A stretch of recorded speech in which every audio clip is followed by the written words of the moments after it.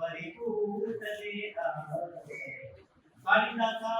సత్కవి కుమారులగాంచి కీర్తి నందిన పెద్ద వ్యక్తురాలు బుద్ధాది మునిజనంపుల తపంబునే ఆమోద భక్తులు విడిచిన భక్తురాలు సింధు గంగా నదీ జలశీలమిపుడు బిడ్డలను తెలుసుకొనుచున్న వచ్చి వాయుంతరాలు మా భరతమాత వచ్చి వాయుంతరాలు మా భరతమాత.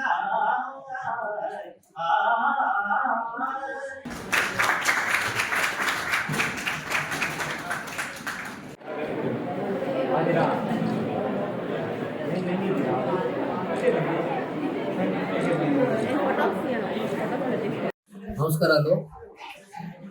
నా పేరు బోళ కేశవులు. ప్రాంత ఉపప్రముఖ బాధ్యత చేస్తున్నాను. సామాజిక సమస్యలు ఈరోజు కోటపల్లిగూడూరు గవర్నమెంట్ కాలేజీలో డాక్టర్ బోయి భీమన్న గారు, గుర్రం జాషువా గారు జయంతోత్సవాల సందర్భంగా వాళ్ళకి ఈరోజు శాస్త్రజ్ఞ పోటీలు నిర్వహించి వారికి బహుమతులు ప్రదానం చేయడం జరిగింది. ఈ కార్యక్రమంలో రాష్ట్ర కార్యవర్గ సభ్యులైనటువంటి కోనూరు సత్యం గారు, మా సామాజిక సమస్యల వేదిక జిల్లా టీం అంతా వచ్చాము. ఆ కార్యక్రమంలో భాగంగా గుర్రం జాషువా గారు, బోయి భీమన్న గారు సమాజంలో చేసిన సేవల గురించి తెలియజేయడం జరిగింది. గుర్రం జాషువా గారు ఆయన గబ్బిలం రాసి గబ్బిలం ఒక అనగా అంటరాని పక్షిని తీసుకొని ఆయన శివునికి తన సందేశాన్ని ఏ విధంగా పంపించారో దాన్ని తెలియజేయడం జరిగింది.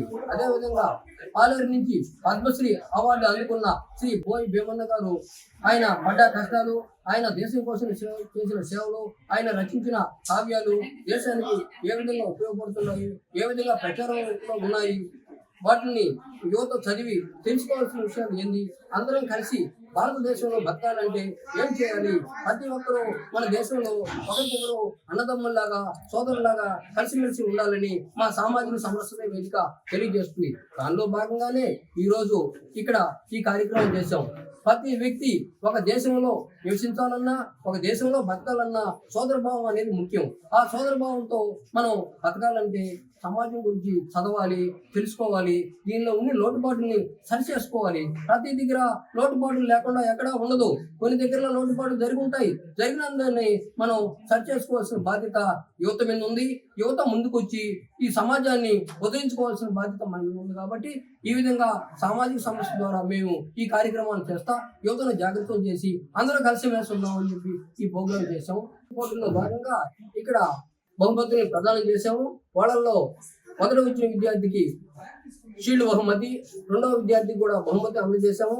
అదేవిధంగా కాన్సలేషన్ బహుమతులు ఇచ్చి మొత్తం 6 విజేతలుగా నిర్ణయించి మన లెక్చరర్ అయినటువంటి తెలుగు లెక్చరర్ అయినటువంటి సరళ మేడం గారి ద్వారా ఈ కార్యక్రమం నిర్వహించడం జరిగింది.